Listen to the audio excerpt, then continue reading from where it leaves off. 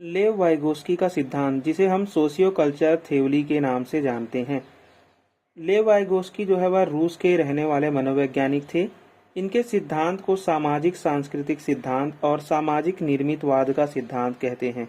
इसके की पॉइंट्स है सहयोगात्मक अधिगम को महत्वपूर्ण स्थान देना, यानी कि कोऑपरेटिव लर्निंग को क्या देना है, महत्वपूर्ण स्थान देना है। संज्ञानात्मक विकास की जो प्रकृति होती है वो कैसी होती है, वो लेव वाइगोस्की के अनुसार तो सामाजिक होती है। भाषा को महत्वपूर्ण साधन माना है, टूल माना है।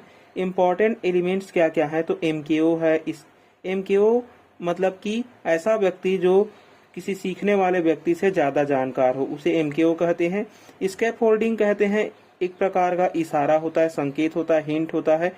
टेम्पररी हेल्प होता है चाइल्ड को देने के लिए, ठीक है। ZPD zone of proximal development, तो जेडपीडी जो है वह इस प्रकार के एक क्षेत्र होता है जिसमें एक मान लो कि एक बच्चा है जो इस तरह की इस मतलब कि वह जो है वह एक क्षेत्र तक काम कर पा रहा है ना, मतलब कि यहाँ तक वो आसानी से हल कर पाएगा, तो ये उसका आसानी से हल कर पाएगा, उसी को संभावित विकास का क्षेत्र कहेंगे, सॉरी वास्तविक विकास का क्षेत्र कहेंगे।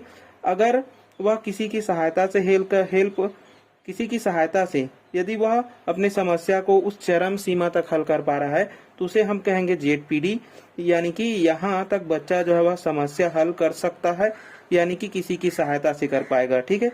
और ये क्या होता है, तो ये जो लास्ट वाला भाग है ये होता है उसका संभावित विकास का क्षेत्र, जहाँ पर लक्ष्य होता है, यानी कि यहाँ तक बच्चे को जाना है।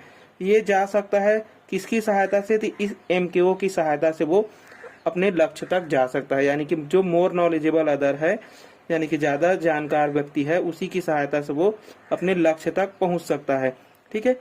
वाइगोस्की ने भाषा विकास को महत्वपूर्ण माना है, जिसमें उन्होंने कहा है कि पहले भाषा आती है उसके बाद में विचार आता है।